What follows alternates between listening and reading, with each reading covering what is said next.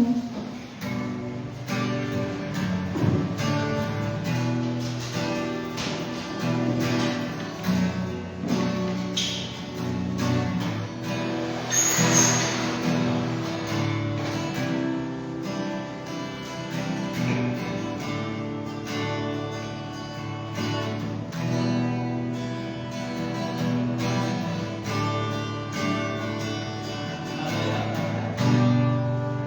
Magandang umaga po sa bawat isa. Sabihin ng Panginoon sa panibagong araw na ito na kanyang pinagkaloob sa atin upang tayo muling magsama-sama, magkaipon at sa isang puso, sa isang damdamin ay ating pong sambahin, purihin, pasalamatan ang ating tunay at buhay na Diyos sa Espiritu at katotohanan. Sa ating pong pag-umpisa, mawag po tayo ng mga awiting makalangit. For our first song, we will sing the Tagalog version of The Power of God's Love. And then we will sing Ikaw Ba Lang.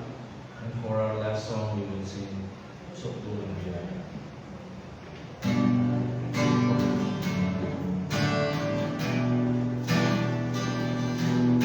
Tunay ng pag-ibig ng Diyos ay makapangyarihan. Amen.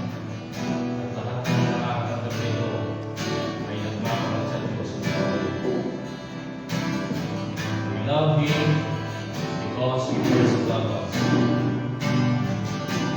Even now. Ako'y lumalapit, nakunin mo ang suko mula sa biyaya mo.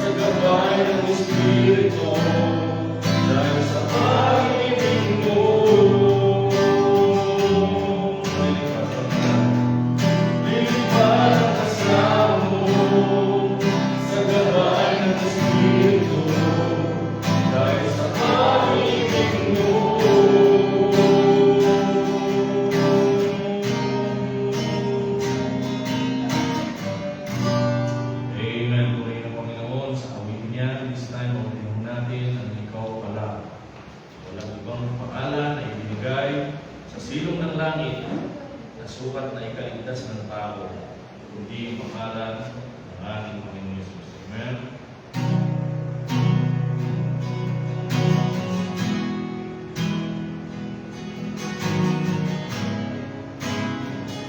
Si Jesus lang ang tanging kasagutan sa katawan natin sa suliranin sa mundong ito.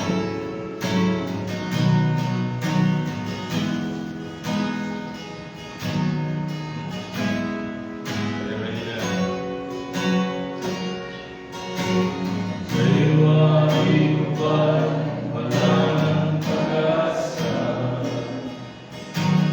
Nakatapos sa aking pagdusa.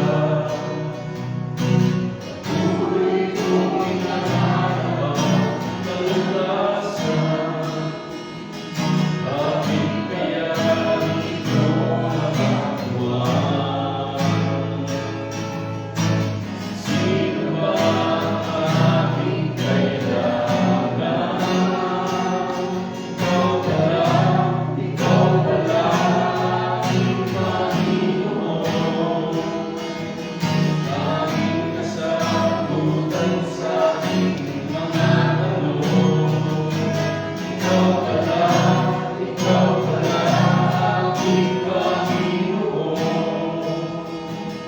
Ang hanap kong ligaya, ang hanap kong pag-asa, bakit ka ba ako tumatangka?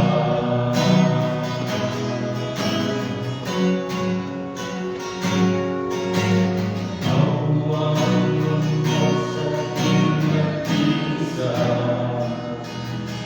di na wala sa akin nagmamahal. Ang puso ko'y may takot at pangamba. Makakamtan ka ba ang ligaya? Sino ba ang aking pag-asa? Ikaw pala aking Panginoon. Tanging kasagutan sa aking mga tanong. Ikaw pala aking Panginoon. Ang hanap kong ligaya, ang hanap kong pag-asa, ngayon'y batid ko na ikaw pala. Ikaw pala aking Panginoon. Tanging kasagutan sa aking mga tanong. Ikaw pala aking Panginoon. Ang hanap kong ligaya, ang hanap kong pag-asa, ngayon'y batid ko na ikaw pala. Ngayon'y batid ko na ikaw pala. Ngayon'y batid ko na ikaw pala.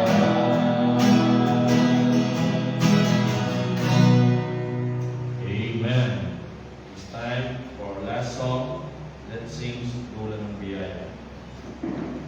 Tunay na ang pagmamahal na inigibig sa atin ng Diyos ay isang pagmamahal na walang hanggan. Amen. Hindi siya pagmamahal na tira-tira. Hindi siya pagmamahal na ordinaryo, kundi isa siyang pagmamahal na maging ang bugtong ng anak ng ating Diyos ay kanyang inihanap para sa ating kalugisan.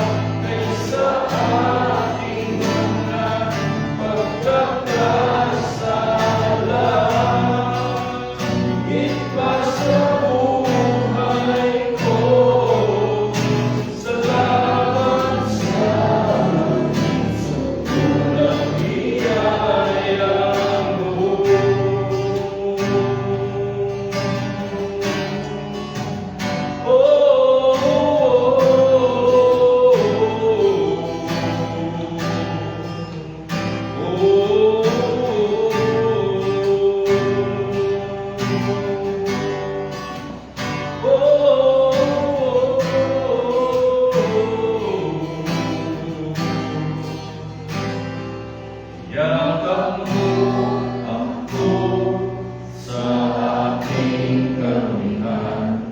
Ibig mo ako nang di kaya kong basahan. Yakap mo ako sa aking karamihan.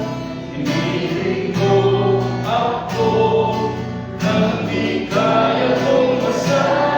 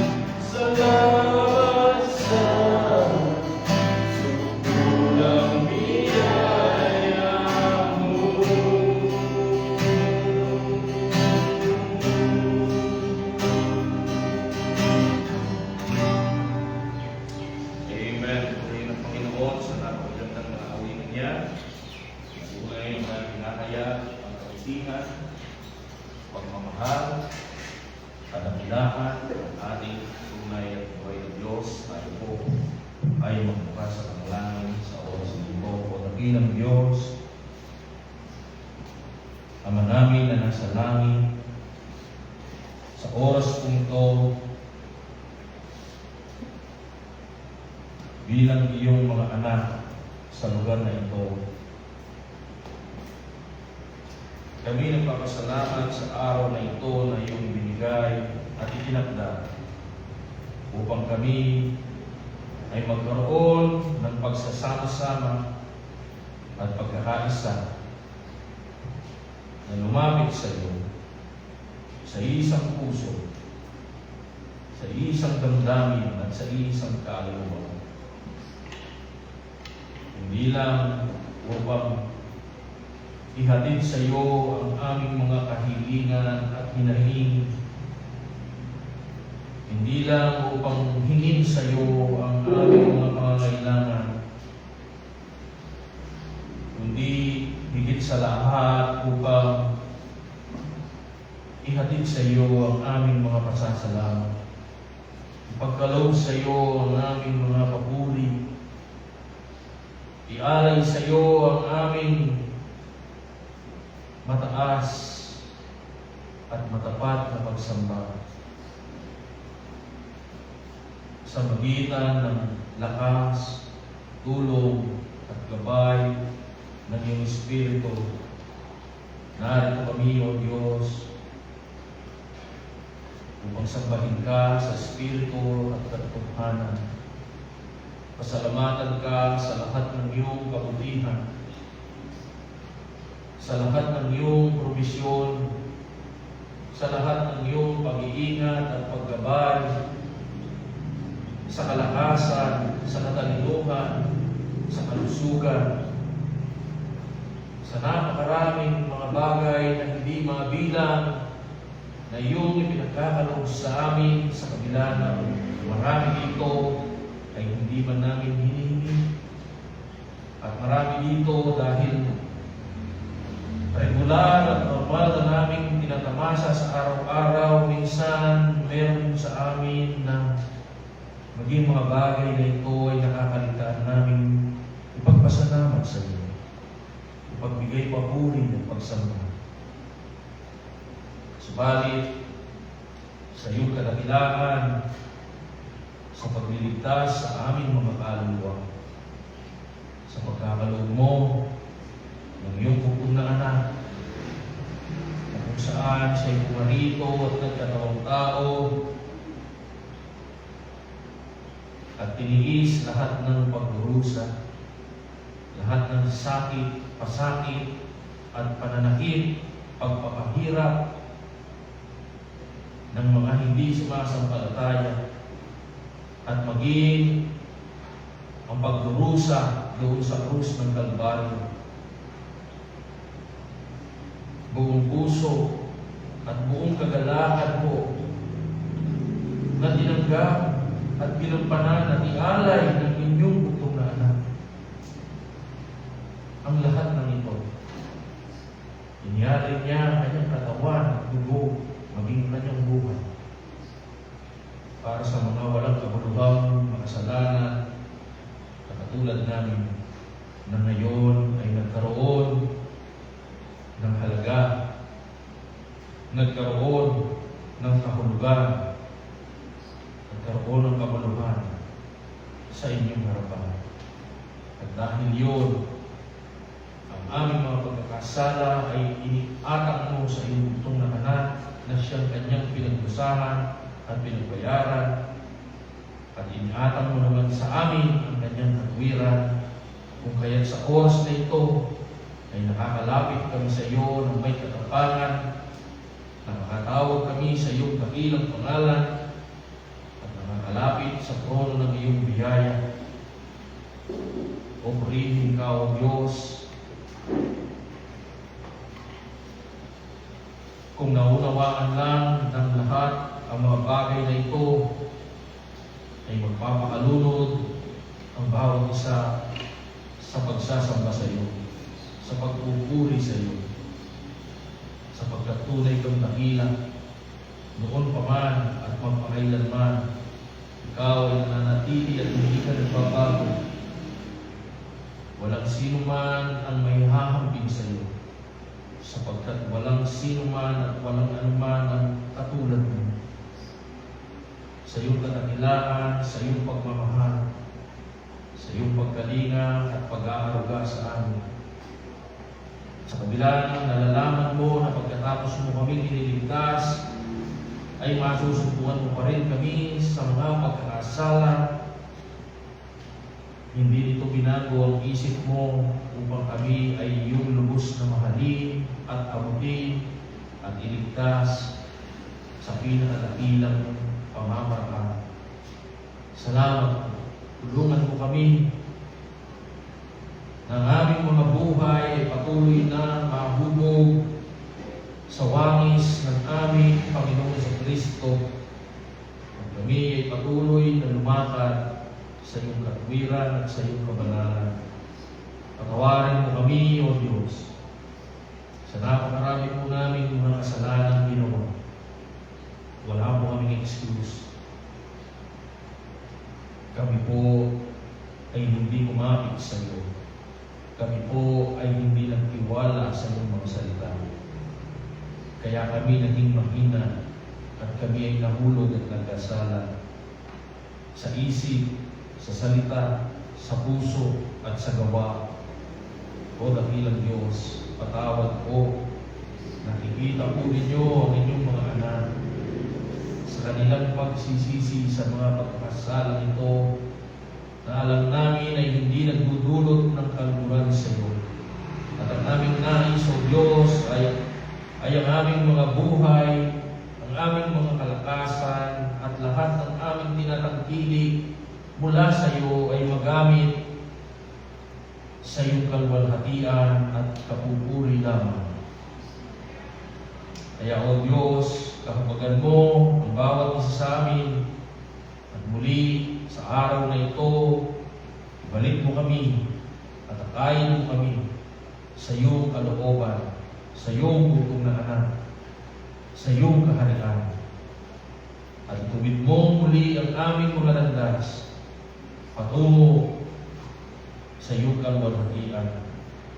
Salamat po sa oras na ito, salamat po sa araw na ito, Salamat o Diyos sa bawat isang nandito na ang mga paay dinala mo rito upang makasama ang bawat isa, makapag-fellowship kami sa iyong salita, at lalo higit o Diyos, makaliit ka namin sa magitan ng iyong banal na Espiritu. At muli, maramdaman namin at makita ang iyong pagkilos sa aming mga buhay. Muli mo kaming turuan, O Diyos. Muli mo kaming palaguin. Muli mo kaming gabayan sa wayin kung kinakailangan. Muli mo kaming paalalahan. Gamitin po ninyo ang inyong mga salita. Ihanda po ninyo ang bawat isa, ang bawat puso. Patuloy mo kaming bigyan ng tenga at mata para sa iyong Ebanghelyo, para sa iyong mga katotohanan. Lord, nandito po ang mga anak. At muli, ilalapit ko sa inyo ang kanilang mga kahilingan. Hindi lang ang kanilang pasasalamat at pagpupuri, kundi maging ang kanilang mga suliranin, ang kanilang mga pangangailangan, at ang kanilang mga karamdaman, O Diyos. Lahat pong ito ay bigyan po ninyo ng katugunan ayon sa iyong masaganang biyaya. Idampi mo at ipagkaloob ang iyong kapagpalang kamay sa bawat isa, lalo na sa mga nagtatapat sa iyo. At bigyan po ng katugunan ang lahat ng ito. Katagpuin mo po ang lahat sa kanilang mga pangangailangan. Bigyan mo ng katalinuhan ang bawat isa at kalakasan sa kanilang mga suliranin at kabigatan, mga problema. At bigyan mo ng kagalingan ng lahat sa kanilang mga karamdaman. At kung meron po kaming mga kasamahan na wala rito ngayon sa kadahilanan karamdaman pisikal, ang pagpapagaling po ninyo ay ang aming hinihingi, Panginoon. At sa mga kasamahan po namin na wala rito dahil lang sa naging mahina sila, dahil lang sa hindi sila nakapagdesisyon ng tama, dahil sa mga pagsubok at mga pressure sa kanilang sitwasyon at paligid, Lord, kayo po ang humabay sa kanila. At sa mga kasamahan po namin na wala rito at patuloy na nagmamatigas, patuloy ayaw magpasakop sa iyong harapan at sa iyong kalooban, Lord, kayo na po ang bahala sa kanila.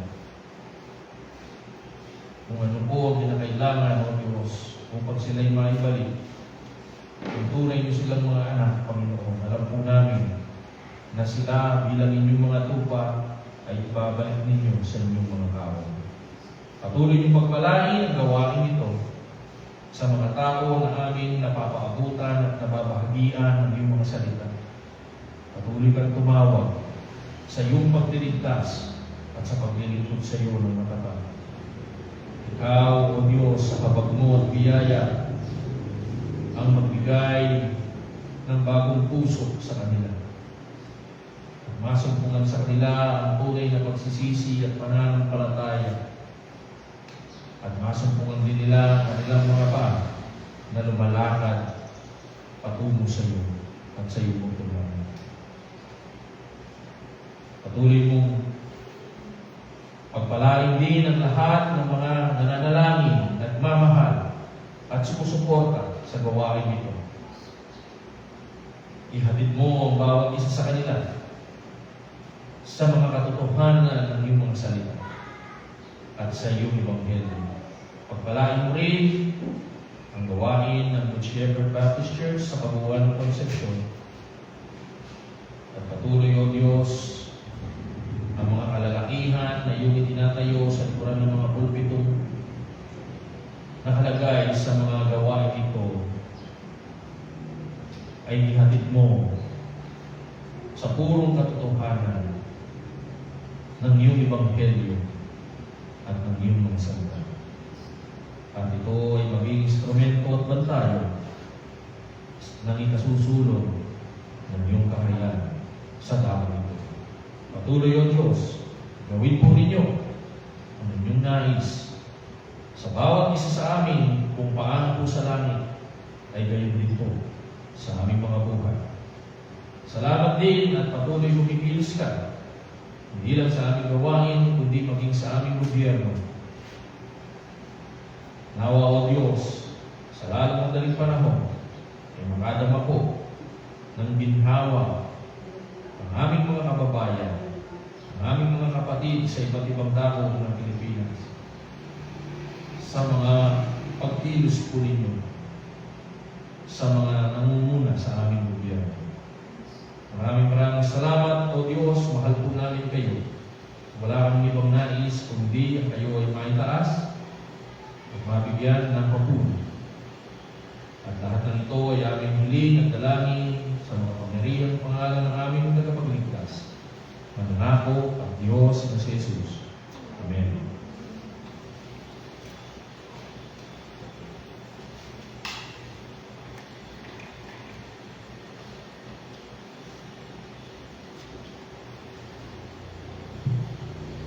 Mga awit kabanata 60, talatang 6 to 12. Dahil nagsalita ang Diyos sa kanyang kabanalan, ako'y magsasaya, aking hahatiin ang Seychelles at aking susukatin ang Budistang suot. Galaad ay akin at Manases ay akin. Ephraim naman ay sanggalang ang aking ulo, Juda ay ang aking sentro. Moab ay aking hugasan, sa Edom ay aking ihagis ang aking panyakang. Filistia, humiyaw ka dahil sa akin. Sino magdadala sa akin ng matibay na bayan? Sino papatnubay sa akin hanggang sa Edom? Hindi mo pa kami iniwaski, O Diyos, at hindi ka lumalabas, O Diyos, nakasama ang aming mga hukbo. Tulungan mo kami laban sa kaaway, sapagkat walang kabuluhan ang tulong ng tao. Sa pamamagitan ng Diyos ay gagawa kami ng tayo katapangan, sapagkat siya ang mayapak sa aming mga kaaway. Amen. Good morning po. Kayo maaari ng mga po. Salamat, Ate Teres, sa ating scripture reading sa umagang ito. Yung boses ni Ate Teres parang pang newscaster, no? Ang pakukunin mo sa college sa atin. Ano ba yung course ng mga newscaster? Mascom? Magmamaskom ka? Okay, good morning po mga kapatid. May 17, ikatlong linggo ng buwan ng Mayo. Amen? Bukas, dapat birthday ni Nanay Olga. Ano? Wala na siya. Ano? Dapat sasabihin niya sa akin, Pastor, may iin bukas. Bibig ko na.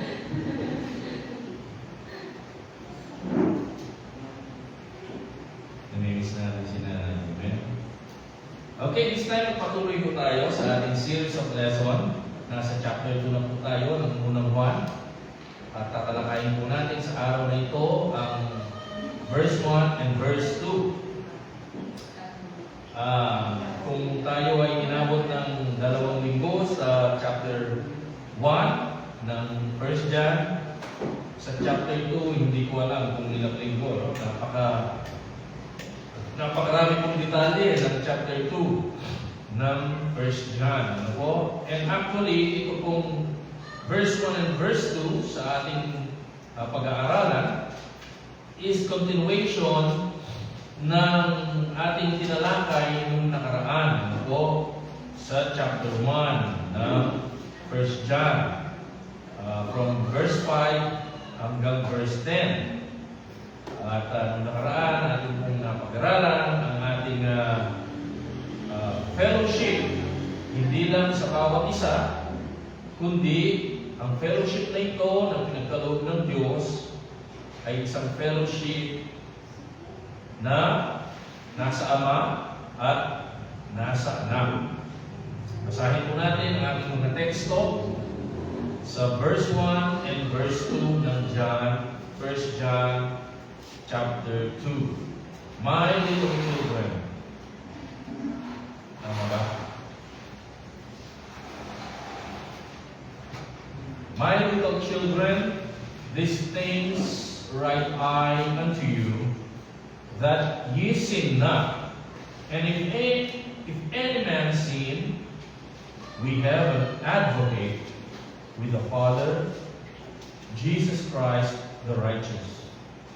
And he is the propitiation for our sins, and not for our sins, or for ours only, but also for the sins of the whole world. Pagpalain po ng Diyos ang kanyang mga salita. Lord, salamat po sa mga salitang ito na aming binasa at sa marami pang talata na aming babasahin. Muli pagpalain niyo po ang aming pag-aaral, O Diyos. At tugunin niyo po ang bawat pangangailangan, lalo na sa spiritual, sa magitan ng iyong mga salita. Encourage mo kami muli at palakasin sa umaga nito. Sa pangalan ni Jesus ko pong dalangin. Amen. Pag-aaralan po natin sa umaga nito, the believer's advocate.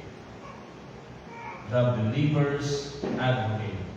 So meron po mga importanteng mga pananalita rito na siyang ating bibigyan ng diin sa umagang ito. Una, yung salitang advocate. Pangalawa, yung salitang propitiation. Pangatlo, yung the whole world. Okay? So, ang kinakausap po dito ni John, ay walang iba kung hindi yung mga mananampalataya. Mga tao sa loob ng iglesia. Hindi niya ito in-address para sa tao kahit sa lugar, kung hindi para sa mga tao sa loob ng iglesia. At tayo po'y kabilang dito. At ang sabi niya, mga bagay na ito ay isinulat ko upang hindi na kayo magpatuloy sa pagkakasala. Yun po yung ibig sabihin niya, that you sin not. Alam naman natin, mga kapatid, na tayo ay magkakasala. Tama po?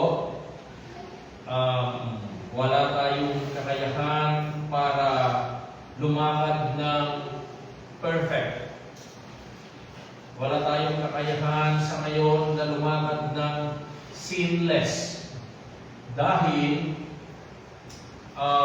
tayo'y nasa laman pa, yung ating katawan, yung ating isip, yung ating puso, hindi paligtas. Ibig sabihin, bagamat nasa atin na yung pangako ng kaligtasan ng Diyos sa lahat ng mga nasa tunay na pagsisisi at tunay na pananampalataya, subalit, sa kalagayang pisikal, wala pa po yun. Okay? At yan ang binabanggit, I think, dun sa ikalawang Korinto, kabanatang 1, na kung saan, ang sabi niya doon, He delivered us, He is delivering us, and He will deliver us. Pinakita niya doon yung tenses ng kaligtasan, na meron siyang past tense, meron siyang present tense, at meron siyang future tense. That we were saved from the penalty of sin, and now God is saving us from the power of sin, and soon when our Lord returns, He will save us from the presence of sin. So yun po yung ibig natin sabihin. Dahil nandito pa tayo, kung saan ang presensya ng kasalanan, kung kaya't tayo, maraming pagkakataon sa ating buhay, ay mahuhulog pa rin sa mga pagkakasala. So ang ibig ng sabihin dito, isinulat ko ang mga bagay na ito upang kayo'y hindi na magpatuloy sa pagkakasala. At kung sino man ang magkasala, ay meron tayong abogado, advocate. Yan po yung ibig niyang sabihin. At walang iba kundi Jesus Christ the righteous. Siya po ang ating advocate, ang ating Panginoong Hesus. So ito yung mga importanteng mga salita at controversial din sapagkat marami pong iba't ibang paliwanag. Depende kung sino ang pinapakinggan mo sa mga salitang ito. So bagamat nasa huli yung world at saka yung propitiation, ay tatalakayin po natin ng mga bagay na yan, subalit unahin natin itong salitang advocate. Ano po?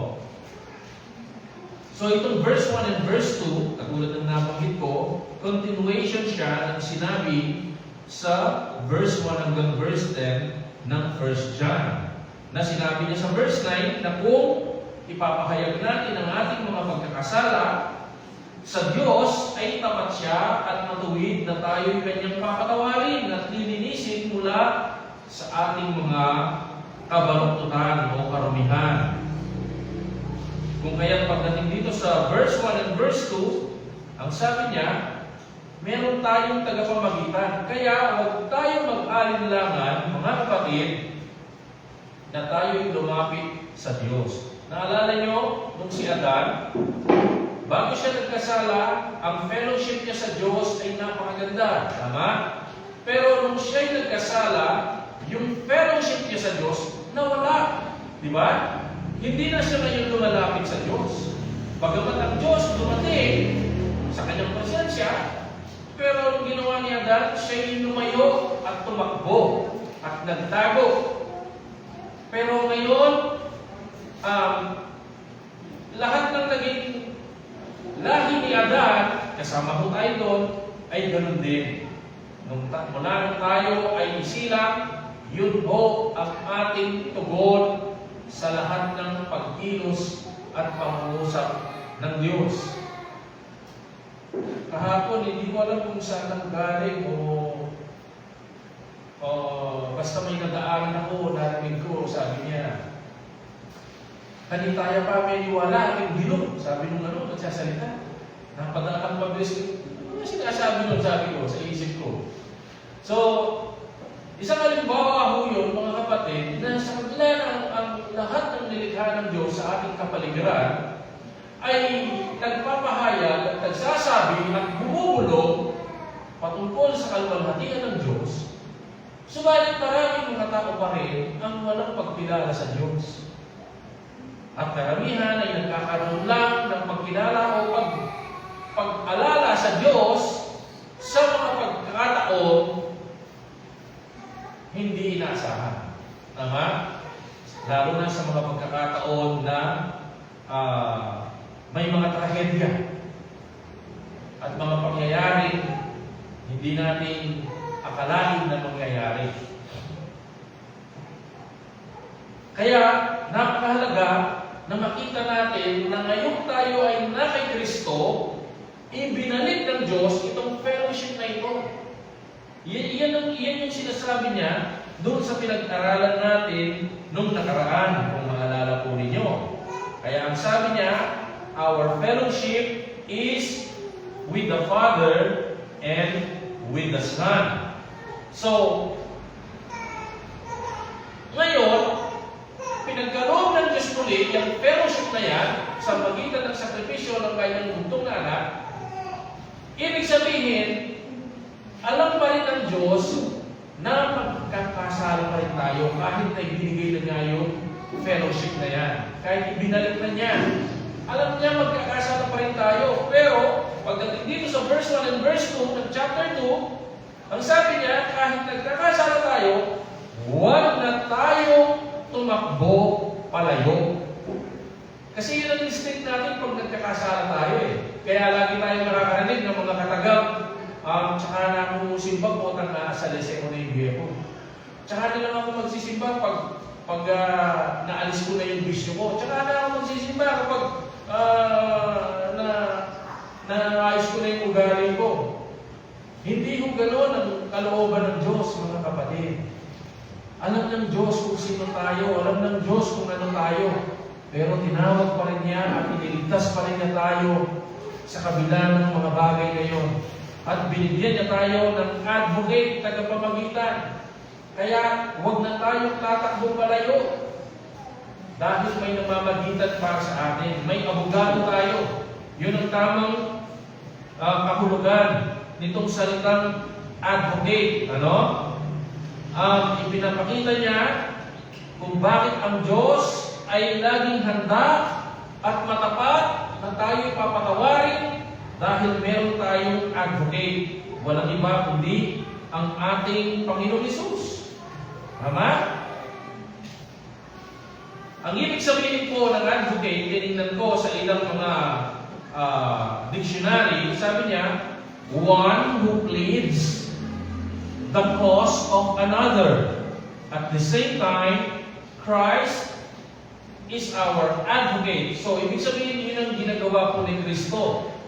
Na siya, sa harapan at presensya ng Diyos, ay nakikiusap para sa ating kapakanan. One who pleads for the cause of another. At siya rin yung ating high priest. Siya ang nag-alay sa ating sa kanyang sarili para sa ating mga kasalanan. Kaya sabi niya sa verse 2, He is the propitiation for our sins.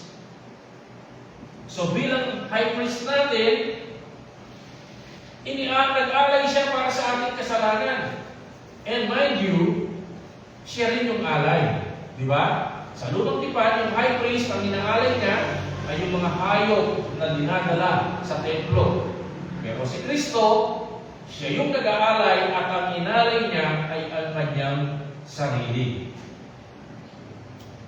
At yung alay niya sa Diyos, mga kapatid, ay hindi katulad sa mga inaalay sa lumang tipan na kanilang ginagawa paulit-ulit. Merong ginagawa nila kada buwan, kada 3 buwan, kada 6 na buwan, merong iba, once a year pumupunta sila doon. Kaya yung merong mga tinatawag na pilgrims mula sa mga ibang lugar, bumabalik sila doon para mag-alay. Pero yung alay ng ating Panginoong Hesus ay minsan lang. Sabi ng Hebrews chapter 10, it is once for all. At ito ay sapat na. Naging sapat ang alay ng ating Panginoong Hesus para sa ating mga pagkakasala at yung galit ng Diyos ay napukaw at napawi ng lubusan dahil sa alay ng ating Panginoon. Kaya ngayon, wala nang galit na natitira ang Diyos para sa lahat ng nasumpungan sa tunay na pagsisisi at pananampalataya. Kaya wala na pong reason na tuwing nagkakasala tayo, ay tayo ay lalayo. Bagkus, dapat lalapit kaagad tayo. At sabihin agad natin sa Panginoong Hesus, Panginoon, ako po'y nagkasala. Ako po'y patawarin niyo.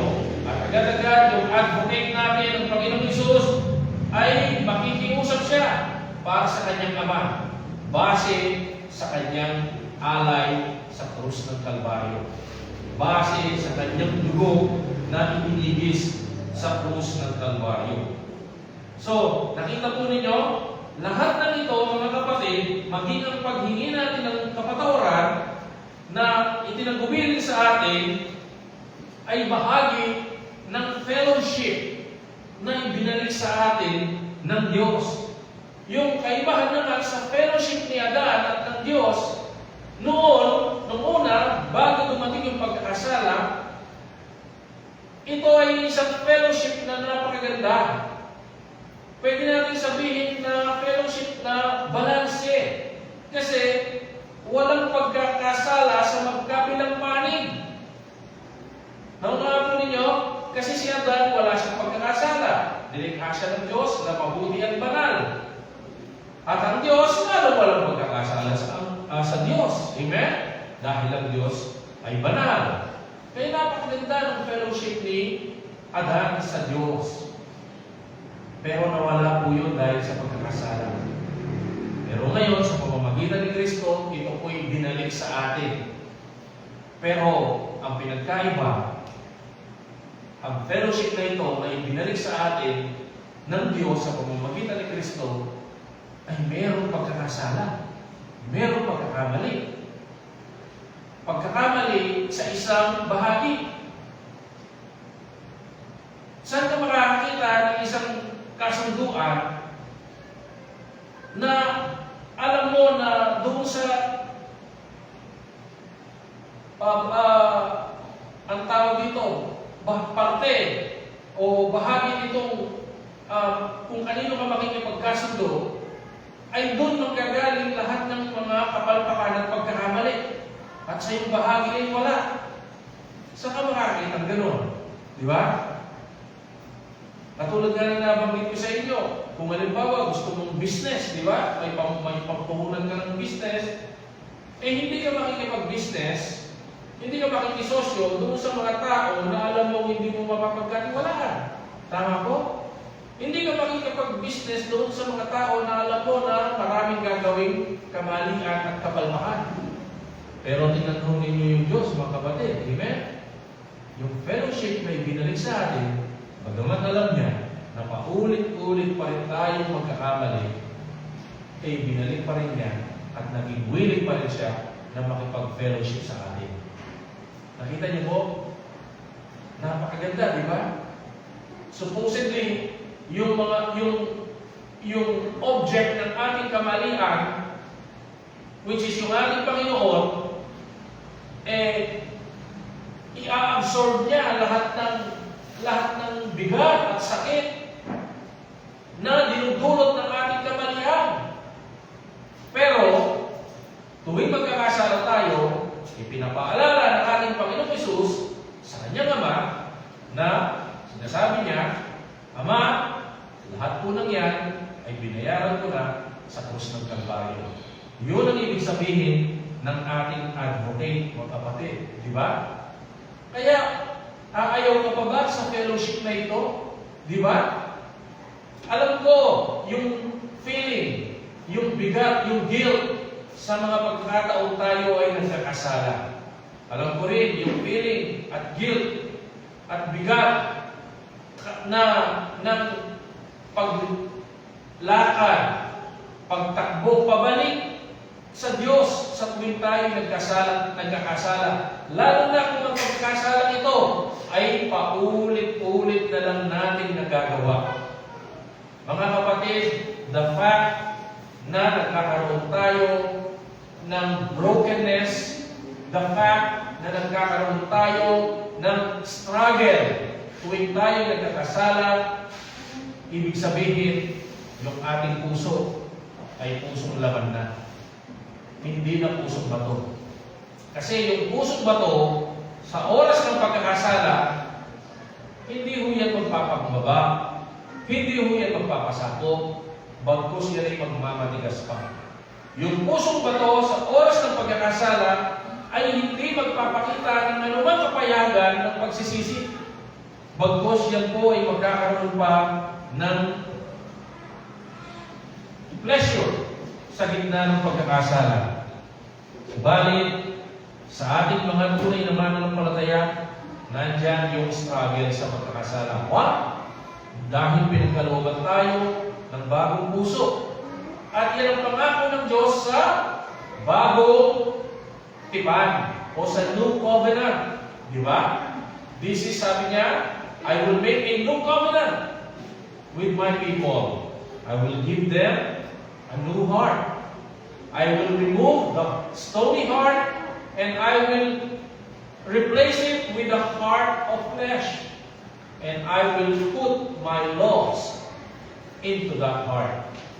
Kaya mga kapatid, tayo ay nagkakaroon ng struggle at guilt pagdating sa ating mga pagkakasala because we know na nagkasala tayo. Hindi katulad nung mga may pusong bato, hindi nila nakikita na sila'y nagkakasala. Kaya nagpapatuloy sila doon. Kaya naalala nyo, nung wala pa tayo sa Panginoon, di ba? Balang na ibang meog to, kahit nasipig balik, pagkanita, mag-aral kayo, di ba?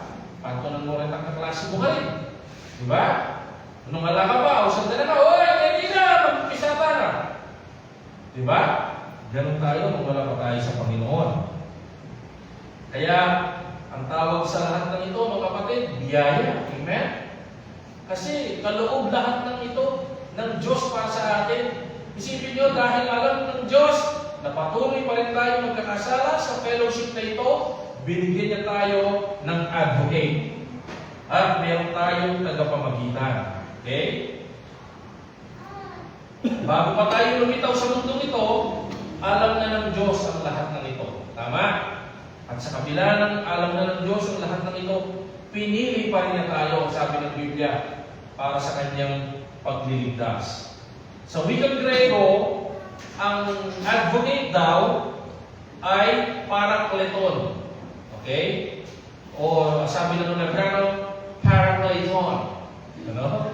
Pero sa Pilipino, parakleton. Okay? So, yun po yung ibig sabihin sa wikang Greek. Ibig sabihin, God's righteous law pronounces us guilty on all counts. As sinners, we violated God's standards, rejected His right as our Creator, rejected Him as God, rejected Him as Lord, and we rejected Him as King to rule over us.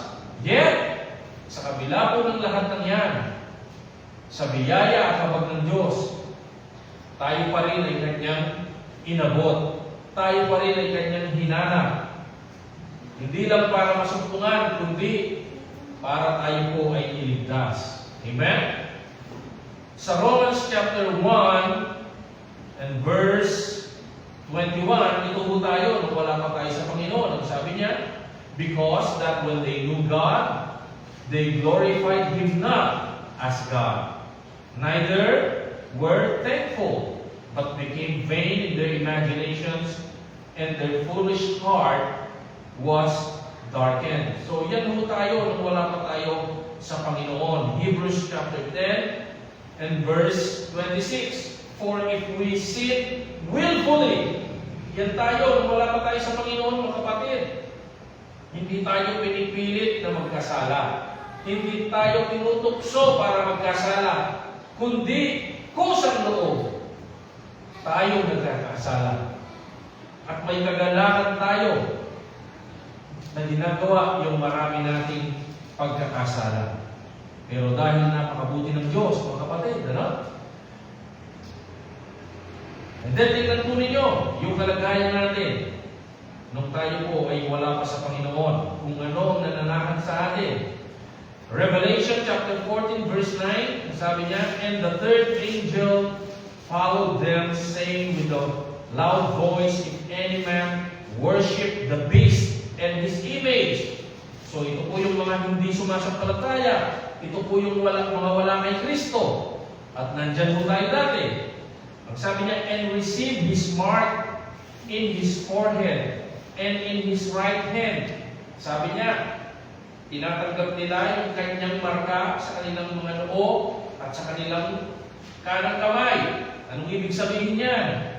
Hindi mo yan literal na marka. Ano? Katulad ng sinasabi ng iba na tatatakan ka o may papasok sila ng chip. Hindi mo yan. Ang nilalarawan mo niyan is yung laman ng ating pag-iisip at yung ginagawa ng ating mga kamay ay mga gawain na nagmumula sa kaaway. Yan po yung ibig sabihin niya. Yun ang iniisip natin, yun ang sinusunod natin. Anong mangyayari sa kanila? The same shall drink of the wine of the wrath of God, which is poured out without mixture into the cup of his indignation, and he shall be tormented with fire and brimstone in the presence of the holy angels and in the presence of the Lamb. And the smoke of their torment ascended up forever and ever. And they have no rest day and night, nor who worship the beast and his image, and who whosoever receiveth the mark of his name. So lahat ng ang iniisip at ang ginagawa ay naaayon sa sanlibutan ito. Mga kapatid, ang tawag ng Biblia diyan, sila yung sumasamba sa halimaw. Sino yan? Si Satan. Sino yan? Ang Diablo. Kaya kung ano yung iniisip natin, kung ano yung ginagawa ng ating kamay, yan ho ay palagi akto ng pagsamba. Kaya kung ang ating mga ginagawa ay lagi may pagpupuri sa Diyos o nakakalugod sa Diyos, ibig sabihin, yung marka ng Diyos ang nasa ating ulo at nasa ating kamay. Pero kung ang mga ginagawa natin ay mga bagay na ginagawa ng sanlibutan, ibig sabihin, nasa ulo natin at nasa kamay natin ang marka ng Diablo. At nakita niyo po, sabi niya, ibubuhos sa kanila, ang sabi niya, ang galit ng Diyos at ang kanyang nang walang halo at ang kanyang pag-aalburuto, sabi niya, ay magdudulot sa kanila ng matinding kaparusahan sa apoy. At ang usok ng kanilang pagdurusa, ang sabi niya, ay aakyat magpakailan paman. At wala silang kapahingahan araw at gabi. Sila na sumasamba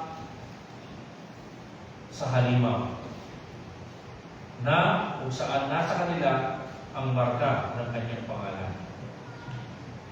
Isipin mo ninyo, nandyan mo tayo sa kalagayan iyan dati. Pero ngayon, dahil sa ating advocate, mga kapatid, lahat ng yan, nakaparusahan yan, na magpakailanman, araw at gabi, walang habag na magpaparusa, walang habag na pagdurusa, inalis sa atin ng Diyos. Pinalitan ng mga makalangit ng pagpapala dahil sa biyaya ng Diyos. At kahit nagkakasala pa rin tayo, mga kapatid, ay nandoon pa rin ang ating advocate ng Panginoong Hesus upang para sa ating kapakanan ay gumawa siya ng mga hakbang sa ating pabor base sa kanyang sakripisyo sa krus ng Kalbaryo upang manatili tayo sa fellowship na ito. Ibig sabihin, walang sino man ang itatakbil ang Diyos sa mga tao na nakapasok na at naibalik na sa kanila itong fellowship na ito. Napakaganda, di po ba mga kapatid? Ano pang kakayawan po natin sa mga bagay na yan? Amen? So even after we came to the knowledge of truth, ay nagkakasala pa rin tayo, and yet, nandun yung advocate natin. Anong sabi ng Romans chapter 8 and verse 1? Ang sabi niya, there is therefore now no condemnation to them who are in Christ Jesus. So wala nang kahatulan sa kanila na kay Kristo Jesus. Colossians chapter 2 and verse 14, sabi niya, blotting out the handwriting of ordinances that was against us, which was contrary to us, and took it out of the way, nailing it to the cross. Lahat ng nakakahadlang sa atin para tayo'y makalapit sa Diyos, ang sabi ng salita ng Diyos ay kinuha lahat kay Kristo at isinama niya sa kanyang pagkapako sa krus ng Kalbaryo. Kaya mga kapatid, whenever the time of weakness comes and we fall into sin, don't run away from God. Instead, meron tayong advocate, mga kapatid. Meron tayong abogado na naghihintay para ipagtanggol tayo. Takbo tayo kaagad sa Diyos. Takbo tayo kaagad sa ating advocate para ipag-iusap niya tayo sa Diyos. Takbo tayo kaagad sa Kanya. Lumapit tayo, huwag tayo magkatubili. Lapit tayo kaagad sa Kanya sa tunay na pagsisisi. Hebrews chapter 9 and verse 28, So Christ was once offered to bear the sins of many, and unto them that look for him shall he appear the second time without sin unto salvation. So, Jesus is our heavenly defense. An advocate is someone who comes alongside to plead another's case in a court of law, pleading for our case. Ang sabi ni John, "My dear children, I write this to you so that you will not continue in sin. But if you sin, you have an advocate with the Father. It is the righteous one, Jesus Christ." So, yun po yung ating advocate. Pinagtatanggol na tayo, defending us based on the merits that He has made available for us through the cross. So, when believers stumble and sin, Jesus does not deny our sins. Instead, He steps in to plead His own shed blood and perfect righteousness on our behalf. At yan pong pagtatanggol ng ating Panginoon sa atin, yan po ay hindi humihinto. Yan po ay hindi isang beses lang, kundi yan po ay tuloy-tuloy dahil alam ng Diyos na tayo, habang tayo nandito sa laman, tayo, sa ayaw man po natin, ay magkakasala pa rin po tayo. So, He is our permanent advocate. He permanently acts as our defense attorney who has already paid the penalty of our sins, ensuring that no condemnation can separate us from God. 1 Peter chapter 1 and verse 20, sabi niya, "Who verily was foreordained before the foundation of the world, but was manifest in the last times for you." So nakita po ninyo, bago pa nalikha ang lahat ng bagay, alam na ng ating Panginoon at naitalaga na siya bilang advocate natin. John 17 and verse 24, "Father, I will that they also whom thou hast given me be with me where I am, that they may behold my glory which thou hast given me, for thou lovest me before the foundation of the world." See? Romans 8 and verse 3, "For what the law could not do, in that it was weak through the flesh, God sending His own Son in the likeness of sinful flesh, and for sin, condemned sin in the flesh." 1 Corinthians 1:13, "But of Him are you in Christ Jesus, who of God is made unto us wisdom, righteousness, sanctification, and redemption." So Jesus is our advocate. We should be glad. We must be glad. We have an advocate. And that is the righteous one, our Lord Jesus Christ. Nang talakayan naman po natin itong salitang binanggit na sa verse 2, "And He is the propitiation for our sins." Okay? Anong ibig sabihin ng propitiation? Okay? Parang nakakabulong pa ito banggitin, ano? Ibig sabihin ito, to appease or to make satisfied. So bilang abogado po natin, hindi lang niya, kumbaga, ginagawa ng paraan para manatili yung ating katayuan sa ating fellowship sa Ama at sa Anak, kundi talaga nagkakaroon ng satisfaction ang Diyos.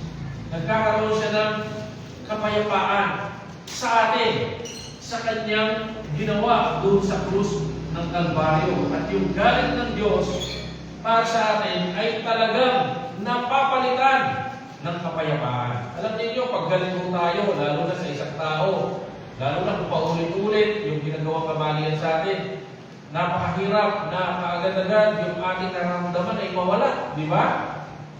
Lalo na kung may atraso siya sa'yo at wala siyang balak na ayusin yung atraso niya sa'yo at para bang yung pakiramdam mo ay hindi mapayapa, di ba? Parang laging meron na lang something na nararamdaman ka against sa taong yun. Pero sa Diyos, mga kapatid, ang Diyos sa kabila ng napakarami at hindi mabilang nating mga pagkakasala at sa kabila ng marami pa nating paparating na pagkakasala, mga kapatid, ang Diyos ay mayroong kapayapaan sa atin.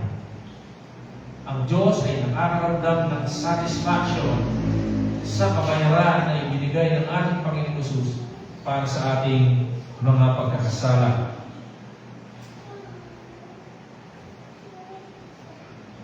Sabi niya rito sa Hebrews chapter 9 and verse 15, and for this cause He is the mediator of the new covenant or New Testament, that by means of death, for the redemption of the transgressions that were under the first testament, they which are called might receive the promise of eternal inheritance. Yun po yung ibig sabihin na siya ang ating propitiation. So 1 Corinthians 5:21 ang sabi niya, for He made Him to be sin for us who knew no sin, that we might be made the righteousness of God in Him. Yung ating pagkakasala, ipinutong sa Panginoong Hesus. Yung katwiran ng Panginoong Hesus, ipinutong sa atin. Yun ang sinabi ni Peter kanina, na yung ating pagkakasala, He took it out of the way to the cross. Inalis niya sa ating landas at dinala niya, sinama niyang ipinako sa krus. And now, we are made the righteousness of God in Him. So isipin mo, tayo na baluktot, tayo na marumi, tayo na makasalanan, tayo ngayon sa ating kalagayan kay Kristo ay mga katwiran. Nasa katwiran ng Diyos. So yun po, ano? Hindi lang ang Diyos napipilitan, hindi ang Diyos ay napipilitan na tayo ay panatilihin. Hindi niya sinasabing, o sige, pero mamitamit niya ako yan. Kung wala pong gano'n, mga kapatid, ano? Kung sa ating mga magulang may gano'n, malapit na ka. Sige, isa pa, mapapalo ka na. Pero sa Diyos, wala pong gano'n, ano? Hindi yung konti na lang, aalisin ko na yan sa fellowship na yan. No. Once we are in this beautiful fellowship with God, with the Father, and with the Son, we will forever be in this fellowship. Not because of anything that we have, not because of anything that is in us, but because of the merits that Christ has provided through His sacrifice on the cross of Calvary.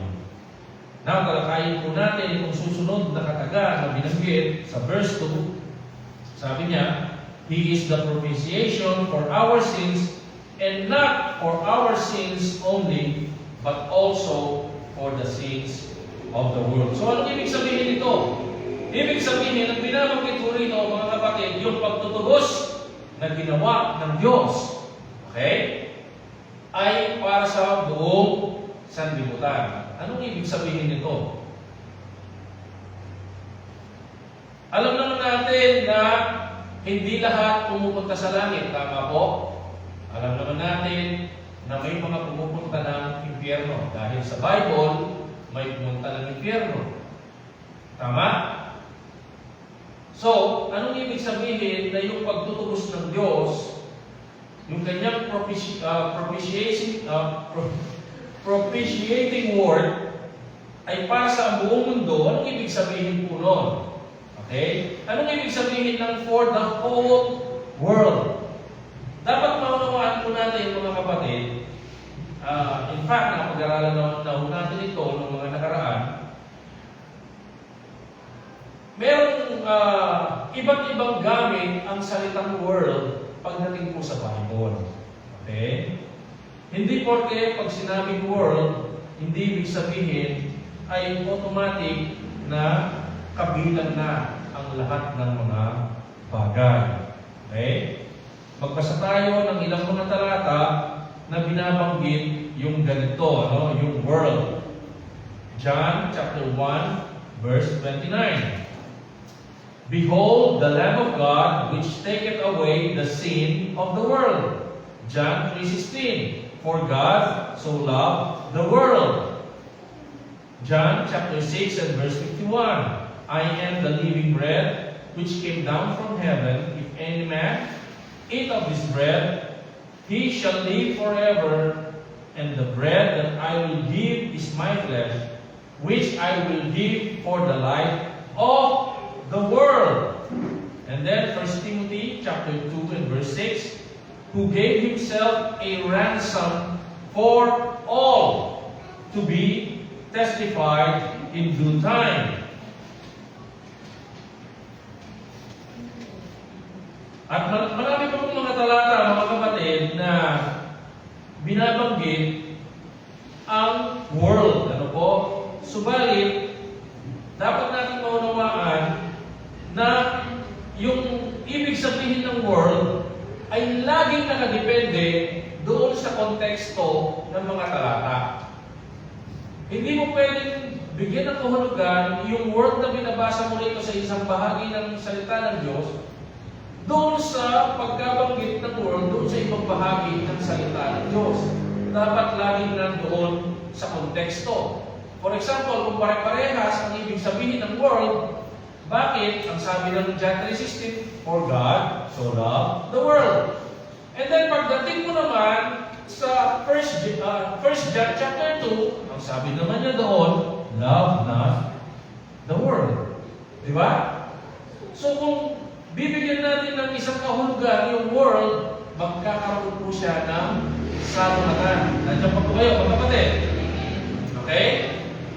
So, ang ibig sabihin ng world, dito, tinutukoy niya ay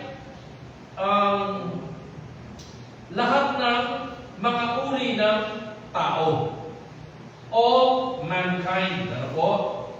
Not necessarily every single individual. So, yun po yung sinasabi niya, no?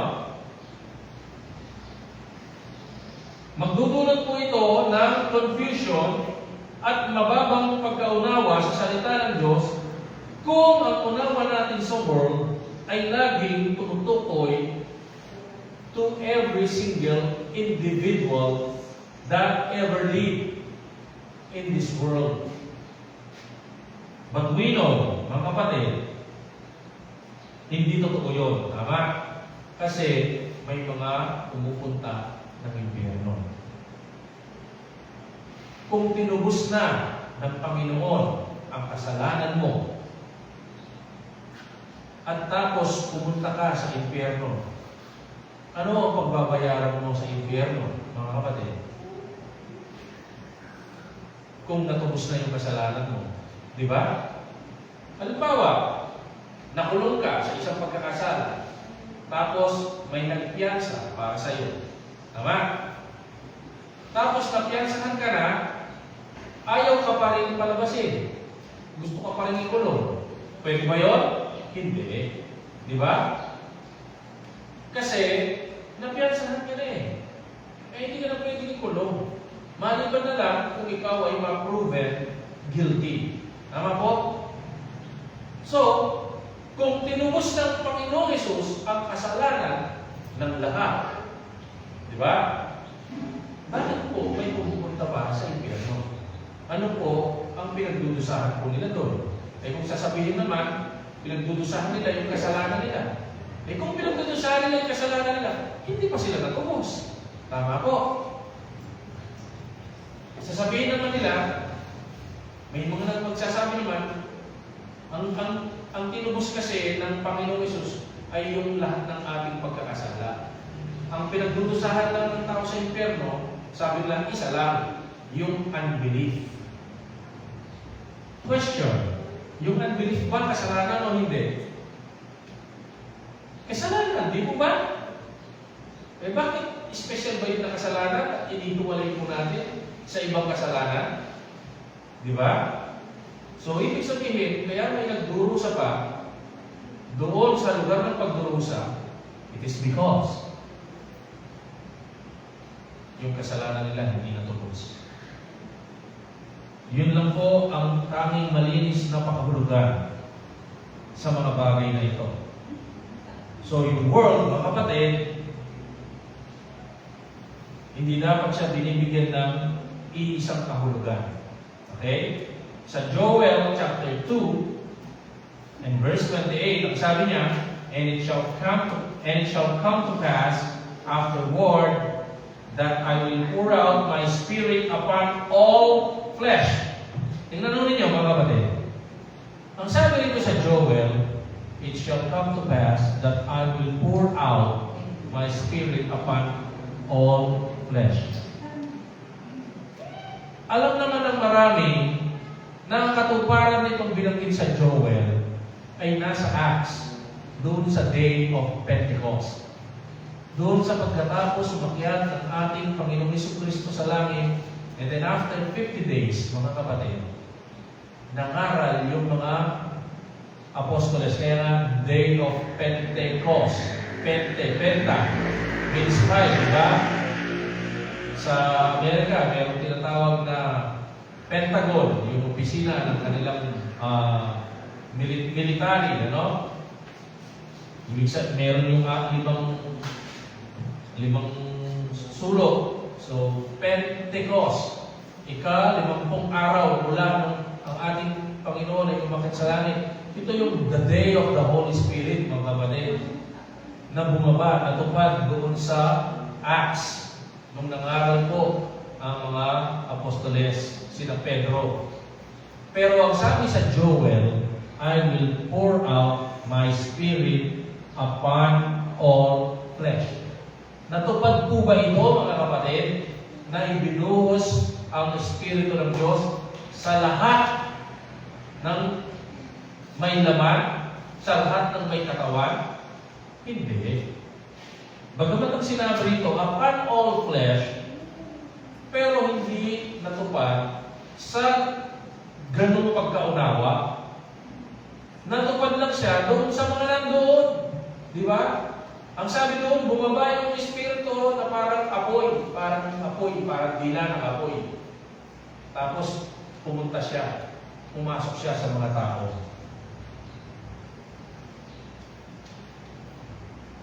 And then, meron talata rito, sabi niya,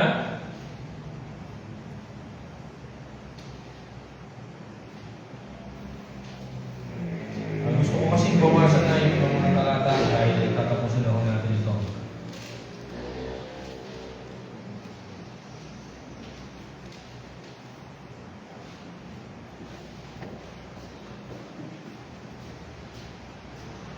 Okay, ito, napakaganda nito. John chapter 12, verse 19. So, ito yung time na sa pangangaral ng ating Panginoon, sa pagpapagaling niya ng may mga karamdaman, at sa pagpapalayas ng mga masasamang espiritu, ay ang daming namamangha at sumusunod sa Kanya. Yung iba, hindi naman sumusunod dahil sila'y sumasampalataya, kundi sumusunod sila dahil sa nakikita nila, namamangha sila.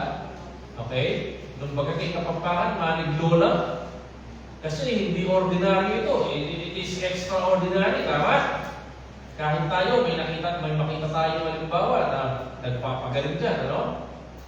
Baka pumunta rin tayo. Sino sa inyong nakaranas kayo nung wala pa kayo sa Panginoon? Yung nagpabulot kayo ng ngipin, doon sa mga nagbubulot ng ngipin na kamay daliri lang yung ginagamit. Meron dito? Sa amin meron si Pastor Barts. Kung wala pa kami sa Panginoon, nagpabulot siya doon sa ginanon lang daw yung bagang niya Bagang pa.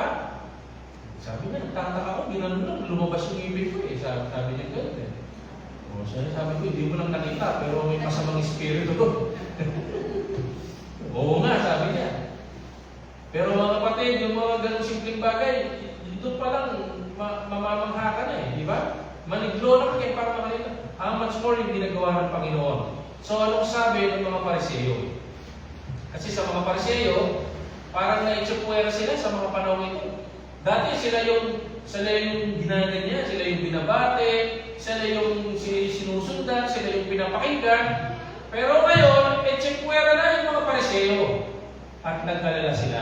Nauubusan sila ng tagasunod. Ito yung sabi nila. The Pharisees therefore said among themselves, perceive ye how he prevailed nothing?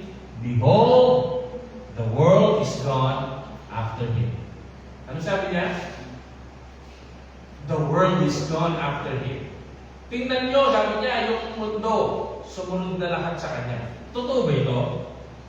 Kung ang ibig sabihin ng world ay buong mundo, totoo ba ito? Na ang buong mundo sumunod na sa Panginoon? Sa panahon bang ito ay nandito yung mga Hapon, yung mga Inchik, yung mga Italiano, yung mga Ruso, yung mga taga-Iceland, taga-Alaska, nandito rin ba sila sumusunod? Bakit sinabing the whole world has gone after him? Hindi mo totoo yun, alam natin lahat yun. Ang ibig sabihin lang nito ay maraming sumusunod na sa Panginoon. Yun lang. Tama? Kagaya ng isang nagpaliwanag nito, yung isang mangaral, nakalimutan ko yung pangalan. Ang sabi niya, I've been all over the world, sabi niya. At binanggit niya yung maraming bansa na pinuntahan niya. Pero sabi niya, but I've never been to China. Sabi niya gano'n. I've been to Europe, I've been to America, I've been to Japan, etc. But I've never been to China. I've never been to Iceland. Pero sabi niya, I've been all over the world.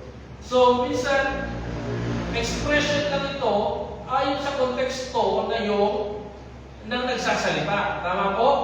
Katulad dito, the world is gone after him. Ibig sabihin, marami na ang sumusunod sa kanya. So, yung world, again, mga kapatid, hindi tayo dapat malito.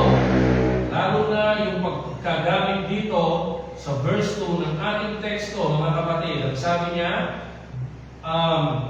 and He is the propitiation for our sins, and not for our sins only, but also for the sins of the whole world.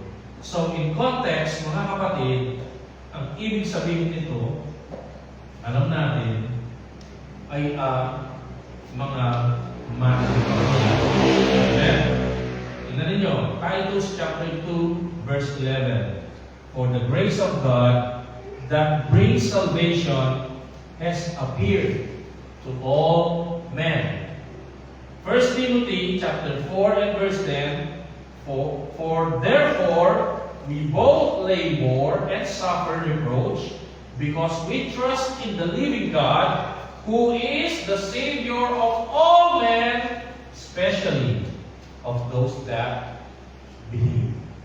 So nakita po ninyo mga kapatid, no? But we must also realize, wala naman talagang ibang tagapagligtas. Amen? Isa lang ang tunay na tagapagligtas ng lahat. Pero hindi lahat maliligtas. Hindi lahat ililigtas. Ang maliligtas lang ay yung mga sumasampalataya sa Panginoon. Ang maliligtas lang ay yung mga nasusumpungan sa tunay na pagsisisi at tunay na pananampalataya sa Panginoon. Sila ang masusumpungan na magpapatuloy. Para sa ating pagwawakas, let's read these verses. John chapter 10 and verse 11. Tingnan ninyo, anong sabi niya? Ito, talagang diretso ito. Okay? I am the good shepherd. Chapter 10, verse 11. I am the good shepherd giveth his life for the sheep. Para kanino daw na binibigay yung kanyang buhay? Sa mga tupa. Verse 15, as the Father knoweth me, even so know I the Father, and I lay down my life for the sheep. Chapter 17 and verse 9. I pray for them. I pray not for the world. So again, anong sabi sa John 3:16? For God so loved the world. Pero dito, sabi niya, I pray not for the world. Di ba pag mahal mo, dapat ipagpe-pray mo? So therefore, iba yung world na tinutukoy sa John 3:16 kesa sa world na tinutukoy dito sa verse na ito. I pray for them. Sino yung them?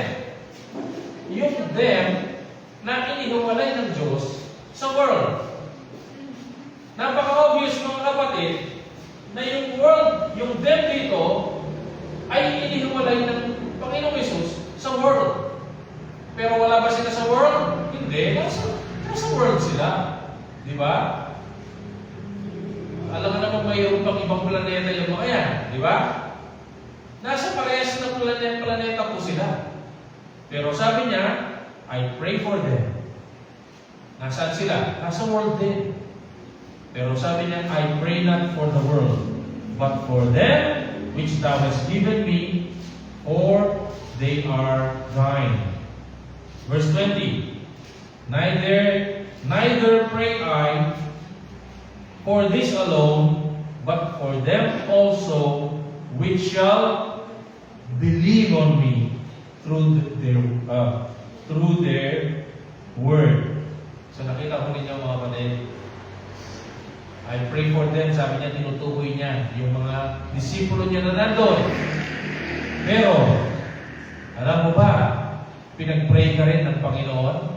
Bakit? Ang sabi niya, I pray, and neither pray I for this alone, but for them also. Sino yun? Those who will believe. Sino yun? Ikaw yun, kapatid. Ako yun. So, pinag-pray din tayo ng Panginoon. Acts chapter 20 and verse 28. Take heed therefore unto yourselves and to all the flock, over the which the Holy Ghost hath made you overseers, to feed the church of God, which he hath purchased with his own blood. Sino daw yung tinubos niya ng kanyang dugo? The church of God. Very specific, very direct, very exclusive, mga kapatid. Ephesians chapter 5 and verse 25. Husbands, love your wives, even as Christ also loved the church, and gave himself for the world? No, for the church. Nakita mo ninyo mga kapatid? 1 John chapter 3 and verse 16. Pagsinit po ninyo yung pananalita dito ni San Juan. Hereby perceive we the love of God, because He has laid down His life for the world, for us. Nakita mo ninyo? Sinasarili niya. Sabi niya, because He has laid down His life for us. And we ought to lay down our lives for the brethren. Chapter 4, verse 9. In this was manifested the love of God toward the world? No, toward us. It's very exclusive. Because that God sent His only begotten Son into the world, that the world, that we, amen, that we might live through Him. Nakita mo ninyo? Bagamat binanggit yung world dyan, pero ang pag-aangkin sa pag-ibig ng Diyos ay binibigyan din ni Apostle John. Chapter 4 and verse 10. Herein is love, not that we love God, but that He loved the world. All men, us. But that He loved us and sent His Son to be the propitiation for the sins of the world, for the sins of all men? No. To be the propitiation for our sins. Mga kapatid, pag hindi ka tinayuan ng balahibo dyan, ewan ko na lang. Ang tanong sa umagang ito, sino ka ba? Di ba? Sino ba ako? Sino ba tayo para tayo ay bigyan ng importansya? Sino ba tayo para tayo ay bigyan ng halaga? Sino ba tayo para pahalagan ng ganito ng Diyos? At direktang ipagkaloob sa atin ang isang dakilang pag-ibig na hindi tayo karapat-dapat. Sino ba tayo? Pero binigay niya, mga kapatid. Pinagkaloob niya. Hindi niya ibinigay ng sapat-sapat lang. Hindi niya ibinigay ng sakto-sakto lang. Binigay niya ng napakasagana. Binuhos niya ng labis-labis, sobra-sobra, nag-uumapaw na kanyang ibinigay, kanyang bugtong na anak. Para lahat ng ito ay maging posible, ay mangyari, ay mapa sa atin. At lahat ng mga pagpapalang inihanda niya sa kalangitan ay naghihintay sa atin at higit pa dahil sa pag-ibig na ito. Pero bakit ang paglilingkod natin sa Diyos hanggang ngayon ganito pa rin? Bakit ang paglilingkod natin sa Diyos hanggang ngayon hindi pa rin makaabot-abot doon sa sukdulan? Sa kabila ng ang pagmamahal na ibinigay sa atin ay higit pa sa sukdulan. Mga kapatid, it's high time for us to wake up and give the Lord the service that He deserves. Give the Lord the love that He deserves. Give and offer to the Lord the worship that He deserves. Natong ating tumayo. Lord, maraming salamat sa inyong mga salita at sa inyong mga paaralan. Patawaran niyo po kami, O Diyos, sa maraming pagkakataon, sa maraming pagkukulang, sa maraming pagkakasala, maraming ginagawa sa inyong harapan. Na dapat sana ay ginugugol namin sa mga bagay na may kinalaman sa iyo, sa mga bagay na nakakalugod sa iyo. Tulungan niyo po kami, O Panginoon, na mga buhay namin ay maging kagamit-gamit sa iyo. Tulungan po ninyo kami ng aming oras ay maigugol sa iyo. Ang aming kalakasan ay sa iyo lang namin magamit at hindi sa sanlibutan. Salamat po sa mga salita ninyo at sa mga paalala nito. Ito po ang aming dalangin sa pangalan ni Jesus. Amen. Salamat po sa bawat isa at sa matyaga po ninyong pakikinig. I hope kayo po ay pinagpala ng mga salita ng Diyos, mga kapatid. Amen. Purihin ang Panginoon. This time, ulitin po natin